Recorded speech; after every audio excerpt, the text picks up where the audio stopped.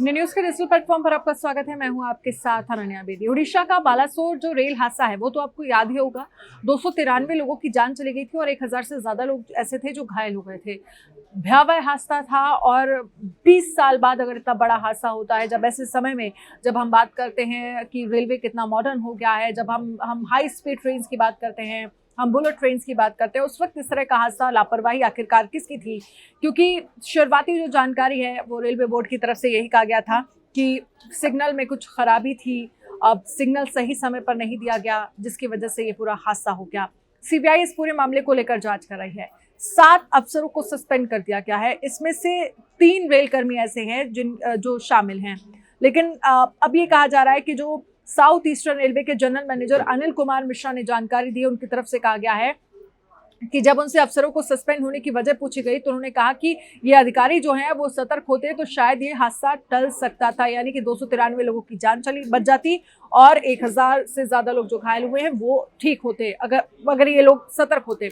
तो लापरवाही को लेकर तमाम सवाल खड़े हो रहे थे उस वक्त ही, और सीबीआई इस पूरे मामले को लेकर जांच कर रही है।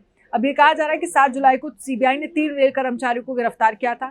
इनमें senior section engineer Arun Kumar Mohta और सेक्शन इंजीनियर मोहम्मद आमिर खान और टेक्नीशियन पप्पू कुमार शामिल थे, और तीनों पर गैर इरादतन हत्या और सबूत मिटाने का आरोप है। सूत्रों का कहना है कि इन तीनों की लापरवाही के कारण ही ये पूरा हादसा हुआ है।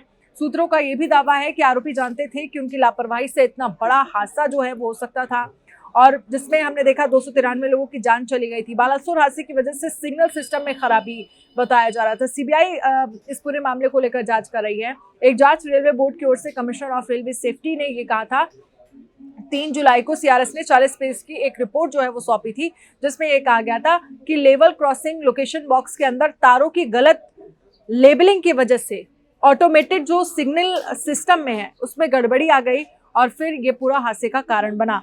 क्रॉसिंग लोकेशन बॉक्स में तारों की गलत लेबलिंग के बारे में सालों तक मालूम ही नहीं चला, और फिर मेंटेनेंस के दौरान भी इसमें गड़बड़ी हुई है, ये कहा गया।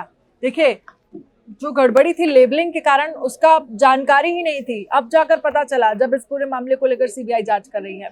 हालांकि अभी देखना होगा कि और कौन कौन इस रेल हादसे में शामिल हैं। 7 लोग तो गिरफ्तार हो गए हैं, लेकिन अब देखना ये होगा कि आगे और कौन कौन से चीजें जो हैं वो इस हादसे की वजह बनी, जो सीबीआई सामने रखेगी, आप तक सबसे पहले इंडिया न्यूज पहुंचाएगा। आपको कैसा लगा ये वीडियो, में कमेंट करके जरूर बताइए।